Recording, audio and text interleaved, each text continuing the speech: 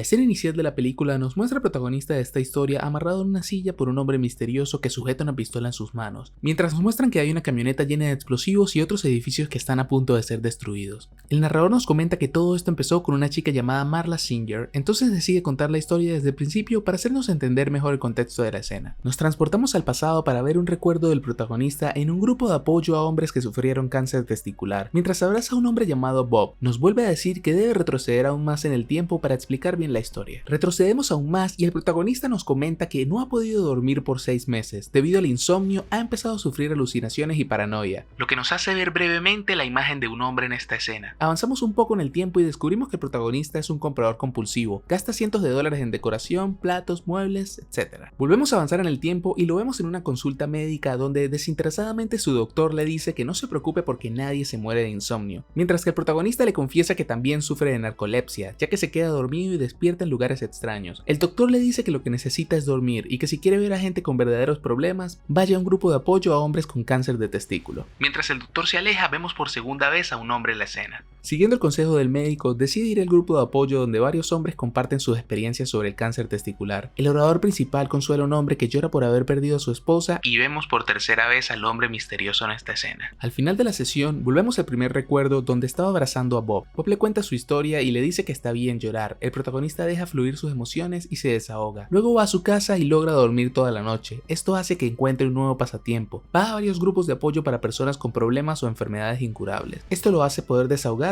y dormir bien. Todo se acaba cuando una mujer llamada Marla Singer empieza a ir a todos sus grupos de apoyo. Esto le causa incomodidad ya que ella sabe que él está fingiendo. Decide enfrentarla y confesarle que hace todo esto para dormir bien y que no puede hacerlo enfrente de una impostora. Mientras toma esta decisión por cuarta vez, vemos a un hombre misterioso. Al final, Marla y el protagonista deciden dividirse los grupos ya que ambos son impostores y lo hacen por el mismo motivo. Ella le pregunta su nombre real, pero él no se lo dice y luego desaparece. Más tarde, el protagonista empieza a viajar por motivos de trabajo y en uno de sus vuelos conoce a Tyler Durden. Hablan durante el vuelo y el protagonista le dice a Tyler que ha sido la persona más interesante que ha conocido. Al salir de la terminal, va a buscar su maleta, pero le dicen que ha sido confiscada por una vibración misteriosa. Luego va a su casa y se da cuenta de que el apartamento está encendido en llamas. Sin ningún lugar a donde ir, llama a Tyler y se reúnen en un bar. Allí este le comenta que es un vendedor de jabón y trabaja parcialmente como proyeccionista en un cine. Confiesa que a veces pone algunos clips de escenas indecentes en películas infantiles y que también trabaja en un restaurante de lujo donde orina en los platos de las personas más adineradas. Después de un par de tragos, Tyler lo invita a quedarse en su casa y salen del bar, pero antes le dice que lo golpee lo más fuerte que pueda. Él lo hace y Tyler le devuelve el golpe, dejándolo adolorido. En vez de caer al suelo, el protagonista se emociona y continúan peleando. Luego de otra ronda de bebidas, Tyler lo lleva a su casa. Pasan días mientras Tyler y el protagonista siguen peleando afuera del bar, ya que esto lo ayuda a dormir bien de nuevo. Poco a poco atraen la atención afuera del bar y más hombres empiezan a participar en las peleas, tanto que tienen que buscar un lugar para pelear y no llamar la atención en la calle. Así fundan un club en el sótano del bar y cada semana Tyler le dice las reglas a los nuevos miembros. La primera regla del club de la pelea es nunca hablar del club de la pelea. Curiosamente, siempre rompen esta regla, ya que cada vez llegan más miembros al club. Un día el protagonista recibe una llamada de Marla, que le pregunta por qué no ha ido a las sesiones de grupos de ayuda. Él le responde que tiene un nuevo grupo, pero que solo es para hombres. Marla continúa hablando sobre su vida, ya que actualmente está abusando de sustancias. Él se va, pero no cuelga el teléfono y la deja hablando sola. El protagonista se va a dormir y sueña con Marla teniendo intimidad con otro hombre, pero se da cuenta de que no era un sueño porque está despierto sentado en la cocina y ve a Marla caminando. Él le pregunta qué hace en la casa, pero ella se molesta y se va. Tyler entra en la cocina y le dice que él agarró el teléfono previamente y habló con Marla, así que se fue a visitarla para que no tuviera una sobredosis, pero la policía llegó a su apartamento porque un vecino puso una queja, entonces Tyler se la llevó a su casa y tuvo intimidad con ella. Tyler le dice al protagonista que le prometa algo, nunca mencionarle su nombre a Marla, pero no le dice el motivo. Después de esto, Marla empieza a visitar regularmente la casa para estar con Tyler. Un día, nuestro protagonista recibe una llamada de la policía que le dice que una barra de dinamita casera fue la causa de la explosión de su apartamento. Esa misma noche, Tyler selló al protagonista a robar grasa de humano en los desechos de una clínica de liposucción y usa esta grasa para hacer jabón. Cuando llegan a la casa, Tyler le explica que solo con un par de químicos extra el jabón se puede convertir en dinamita. Saca una botella de lejía y le demuestra la potencia de los químicos poniéndole un poco de polvo encima de la mano. Le dice que sienta el dolor y deje de vivir su vida como la ha vivido siempre. Luego de eso le muestra una marca en la mano que nos indica que también tuvo una experiencia similar. Le lava los químicos con vinagre y se van. De vuelta en el trabajo, el jefe encuentra una copia de un folleto del club de la pelea y se va a reclamarle al protagonista. Este le dice que se calme, ya que tal vez un día llegue con un fusil de asalto y le dispare a todas las personas que trabajan allí. La conversación es interrumpida por una llamada de Marla, que le dice que vaya al apartamento y le ayude a buscar bultos en sus senos ya que sospecha que tiene cáncer. El protagonista va al apartamento y la ayuda, preguntándose a sí mismo por qué le pidió eso a él y no a Tyler. Sale a la calle y se encuentra con Bob. Bob le dice que ya no va al grupo de ayuda porque encontró algo mejor, pero la primera regla es que no hable de ello. Y el protagonista le dice que él también es miembro del club de la pelea. Esa misma noche se enfrentan uno con otro y Bob lo vence. El club de la pelea se encuentra en riesgo cuando Lou, el dueño del bar, descubre su existencia. Tyler le recuerda a todos los miembros de la primera regla. Lou lo toma como una burla y lo golpea brutalmente, reventándole la cara. Tyler se ríe y cuando Lou le da la espalda lo derriba y empieza a escupirle sangre en la cara hasta que Lou accede a dejarles el sótano del bar como sede del club y se va. Tyler les dice a todos los miembros que tienen una tarea nueva: pelearse con un desconocido y dejarlo ganar. Al día siguiente el protagonista se va con su jefe e intenta chantajear a la empresa diciendo que revelará todos sus actos de corrupción a menos que le paguen. El jefe lo despide y le dice que se vaya, pero él empieza a golpearse a sí mismo. En este momento piensa que sus puños se sienten iguales a los de Tyler. Después de golpearse, se arrodilla ante el jefe y justo entran unos guardias de seguridad. El protagonista empieza a llorar diciéndole que por favor deje de golpearlo. Esta supuesta agresión hace que logren darle un año de salario y la forma de pago iban a ser boletos de avión reembolsables. Como ya no tiene trabajo, empieza a abrir el club con Tyler todas las noches. De vuelta en el club, Tyler les deja tareas a todos los miembros que se basan generalmente en vandalizar edificios, carros, tiendas y anuncios públicos. Mientras que el protagonista está haciendo las tareas, habla con Tyler y se da cuenta de que se están formando numerosos clubes de pelea alrededor del país. Un día, el protagonista descubre que Tyler ha estado construyendo camas en el sótano de su casa y que ha estado reclutando a personas para un campo de entrenamiento. Los candidatos empiezan a llegar a la casa y vemos que Bob es uno de ellos. Una vez admitidos en el grupo, son sometidos a hacer labores manuales mientras que Tyler les explica las maldades del consumismo. El protagonista se preocupa por este comportamiento de Tyler y una noche se asombra porque descubre que varios miembros del grupo han incendiado apartamentos en la ciudad. Estos incidentes han llamado la atención del comisionado de policía, que le dice a la prensa que estos crímenes están relacionados con clubes de pelea clandestinos. El protagonista les pregunta a los miembros por qué están cometiendo todos esos actos y ellos le responden que es parte del proyecto Mayhem, que significa alboroto o violencia en español, pero que la primera regla es que nadie pregunte acerca de eso. En la siguiente etapa del proyecto, miembros del grupo se visten como mesoneros y se infiltran en una reunión de oficiales en un hotel. Cuando el comisionado de policía va al baño, miembros del grupo lo siguen y lo atacan. Aparece Tyler y amenaza con castrarlo, a menos que retire las investigaciones en contra del club. El policía accede y todos se van del hotel. El protagonista se empieza a sentir excluido del grupo ya que no sabe casi nada del proyecto. Más tarde se desahoga en una pelea con el recluta favorito de Tyler, golpeándolo durante bastante tiempo, incluso después de dejarlo inconsciente. De vuelta a casa luego de la pelea, el protagonista empieza a reclamarle a Tyler por no incluirlo en el proyecto desde el principio. Tyler le dice que el proyecto no es de él, sino del grupo, y procede a conducir en el canal contrario de la carretera mientras le reclama al protagonista por no haber abandonado su estilo de vida pasado y seguir con las ansias de tener todo bajo control. Él se asusta e intenta tomar el control del auto. Tyler le dice que por eso explotó su apartamento, para que él despertara y cambiara su vida, pero que aún no lo ha hecho. Entonces el protagonista se calma y deja de intentar tomar el volante. Conducen un par de segundos y chocan contra otro auto cayendo por un barranco. Salen del vehículo y Tyler le dice que esta ha sido su experiencia más cercana a la vida. Al día siguiente el protagonista se despierta y busca a Tyler pero no lo encuentra. Se asombra porque el proyecto sigue en pie aún sin la presencia del líder. Cuando va a revisar los archivos del plan, el recluta que había golpeado el día anterior lo detiene, asegurándole que todo está bajo control.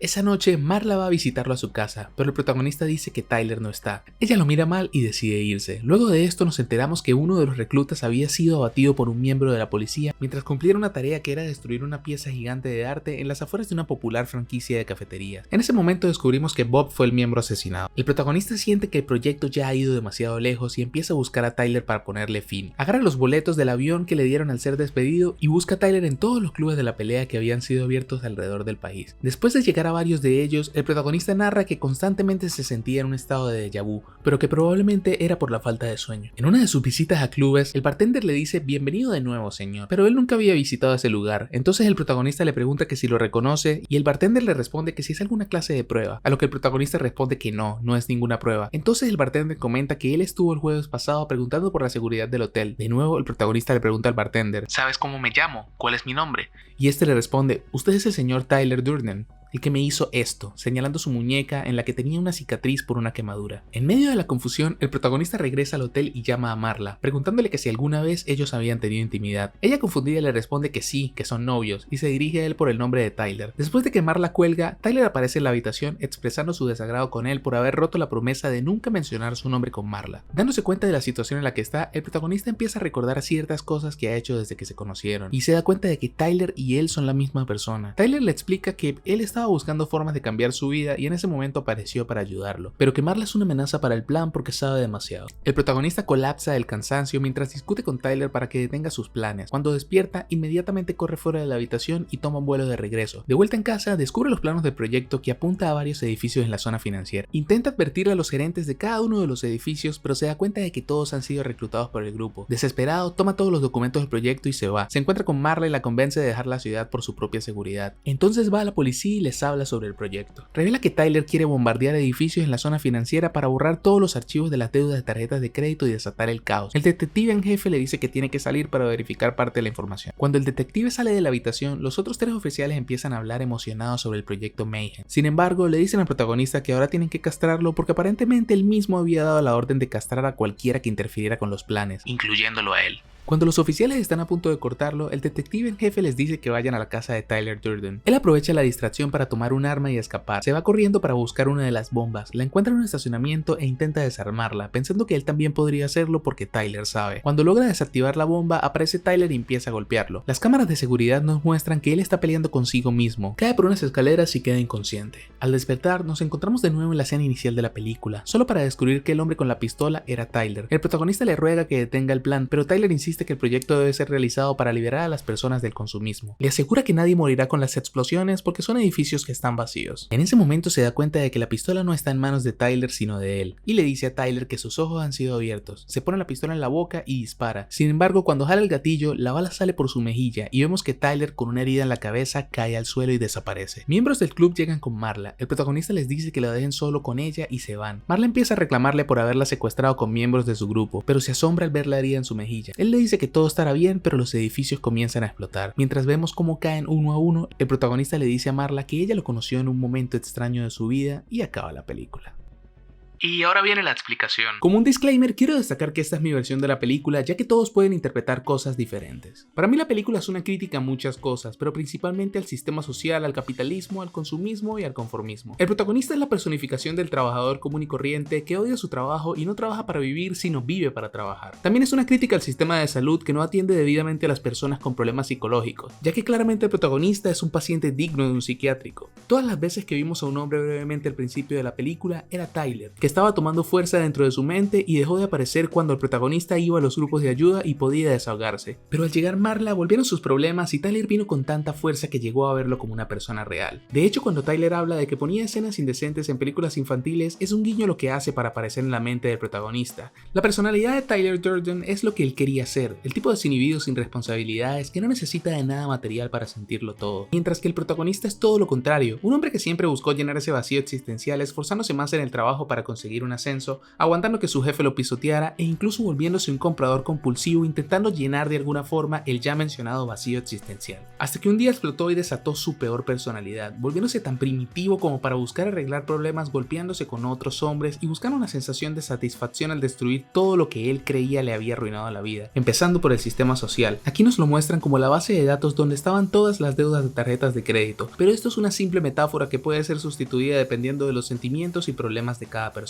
Todo esto nos demuestra que a veces nuestro peor enemigo es el tipo al que aspiramos ser cuando nos sentimos inconformes con nuestro estatus social, ya que esa versión de sí mismo afectó tanto la vida del protagonista que decidió literalmente pegarse un tiro para acabar con ella. Lo cual a mí me parece un poco excesivo, pero es una simple metáfora y una muy buena reflexión. ¿Y tú, qué crees de esta película? Si te gustó, deja un like y suscríbete al canal. Resumo películas en pocos minutos y de vez en cuando hago uno que otro análisis de este estilo. Eso es todo por el video de hoy, nos vemos el lunes para un video nuevo.